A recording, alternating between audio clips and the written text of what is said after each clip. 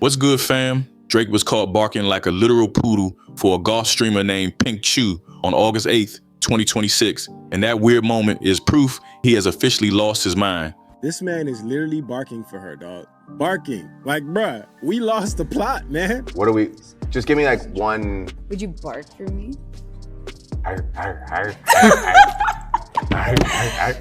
Good boy. This isn't just a funny meme or a viral clip. It feels like a symptom of a superstar who is losing his grip on how to stay cool. After a massive $1.5 million gambling loss, he seems to be trying to out-troll the entire internet just to stay relevant. His triple album release earlier in the year failed to silence those constant Kendrick Lamar comparisons. So now he is leaning into this chaotic legacy streamer era.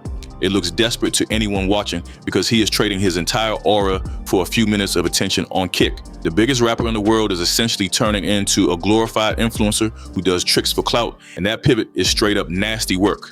Everything unfolded during the Steak anniversary stream where Drake decided to host a 20v1 speed dating segment that was just full of secondhand embarrassment. $1 million from gambling in the last month alone.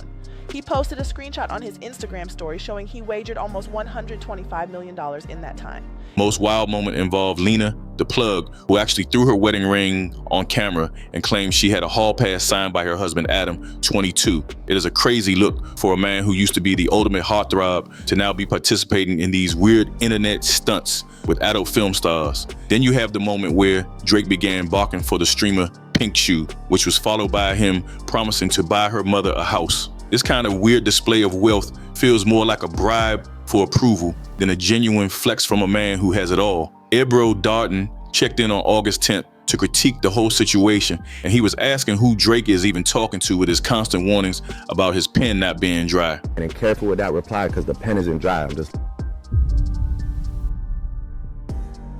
Hey, bro, come on now, dog.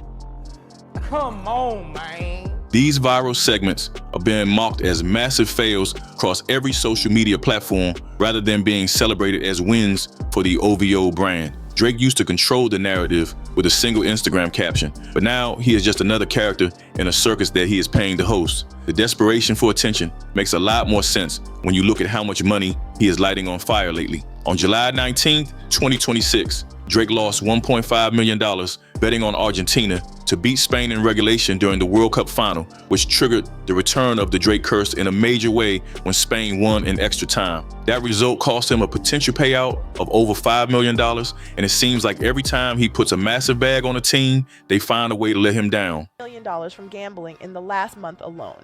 He posted a screenshot on his Instagram story showing he wagered almost $125 million in that time. In just the last week, he lost nearly $6 million. He even wrote, "Gotta share the other side of gambling. Losses are so fried right now." This was not an isolated incident because he also dropped $1 million on Conor McGregor against Max Holloway and another $1 million on the Patriots during Super Bowl LX. These massive losses are no longer seen as cool flexes or evidence of how much money he has to burn. Instead, they represent a massive drain on his public image at a time when his music isn't doing the heavy lifting anymore. There is a very real sense that Drake is chasing high-stakes attention because his actual cultural dominance is slipping away. When you are losing millions on sports and barking for streamers, it looks like you are trying to distract everyone from the fact that the hits aren't hitting the same. The gambling losses would be easier to stomach if he was still the undisputed king of the charts, but the streets have moved on to a different energy. And the funny part is, the harder you work to show everyone that you don't care, the more it starts looking like you care, bro. A lot. And this doesn't show that more clearly than this clip right here. It feels like he is trying to gamble his way back into being the main character of the internet because he can't win the lyrical battle. People are starting to view these losses as a sign of bad luck that follows him everywhere since the Kendrick beef took the wind out of his sails. If he keeps this up, the only thing people will remember about this era is how much money he lost and how much dignity he traded for views. The Six God used to be the one setting the trends, but now he is just another guy on a live stream hoping the next roll of the dice saves his reputation. The way people talk about him has shifted because that untouchable aura he used to carry has completely vanished. That 20 versus 1 stream was supposed to show he still ran the game, but it just looked like a thirsty attempt to fit in with a younger crowd that has zero respect for him. Drake going on to choose Pink Chio as the winner of the competition and his future wife, even offering to buy her mom a house as a reward. So don't be afraid to do something for somebody. You know, I was saying the other night, I hate the term tricking. Promising to buy a house for the mother of a girl who made him bark like a dog is the kind of tricking that rappers used to get clowned for back in the day. Now, it is just a normal Tuesday for a man who is clearly struggling to find his footing in a world where Kendrick is king. Ebro was right to question who the target audience even is for these stunts, because the actual hip-hop fans are mostly just confused or annoyed. Drake is moving like a man with too much free time and not enough hits left in the chamber, and the whole world is watching the decline in real time. Every time he loses another $1 million or does something embarrassing on Kick, the Kendrick Lamar victory lap looks more justified. The house stance remains clear that Drake is in a total tailspin, and no amount of gambling wins or viral clips can fix the damage to his legacy. It's been incredible for me, you know. I dropped 3 on that head top. You did? I don't. Where they at, though?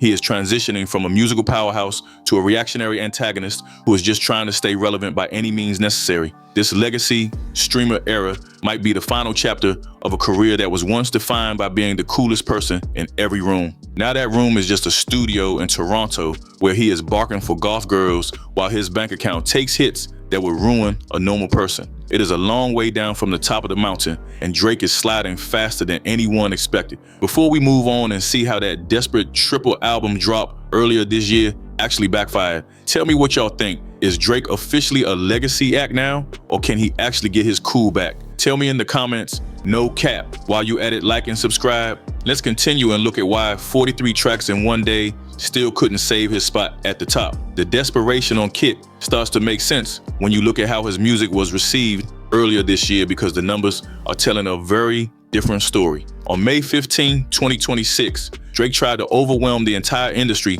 by dropping 3 different projects called Iceman, Habib Tie, and Maid of Honor. That was a total of 43 tracks in a single day, which was basically him trying to brute force his way back into the center of the culture. Critics from major outlets like the Daily Nexus and the Fader were not fooled by the volume, because they called it a cynical business move designed to game the streaming algorithms. It's been incredible for me, you know. I dropped 3 on that head top. You did? I don't. Where they at, though?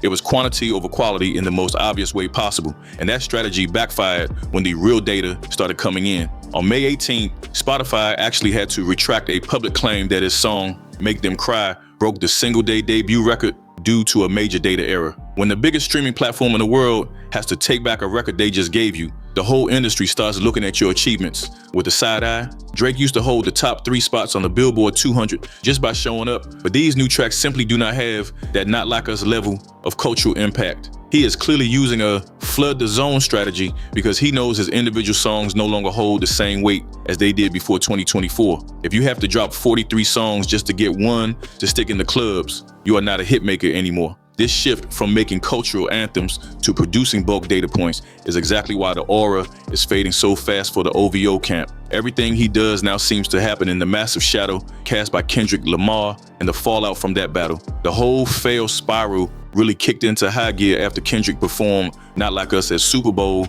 60 in February 2026. That moment was a global coronation that Drake still has not recovered from, and his response has been defined by legal desperation and hurt feelings. You lost a rap battle and tried to sue afterwards.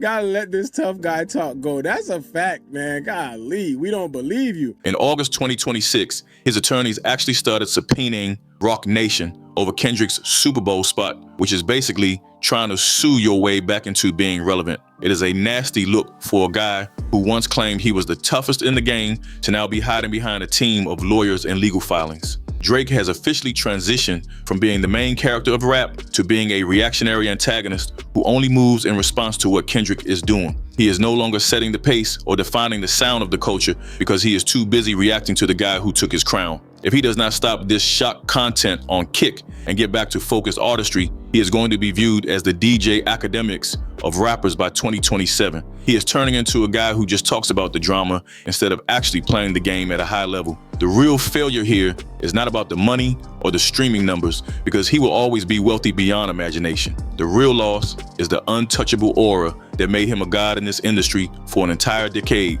This man is literally barking for her, dog. Barking. Like, bruh, we lost the plot, man. Once that feeling of being the coolest man in the room is gone, you can not just buy it back with a steak stream or a massive album. The version of Drake that ran the game is officially gone, and now we are watching a man fight to stay relevant where nobody fears his pen anymore. Before we look at how the industry moves while this Rock Nation legal battle plays out, I need to hear from the family about how this looks. Drop a comment and let me know if he is officially a legacy streamer now, or if there's one more legendary comeback left in the tank. Tell me in the comments if that aura is officially gone for good, no cap. While you are down there, hit that like button and subscribe so you stay locked in for the next breakdown. And now we are jumping right back into the story.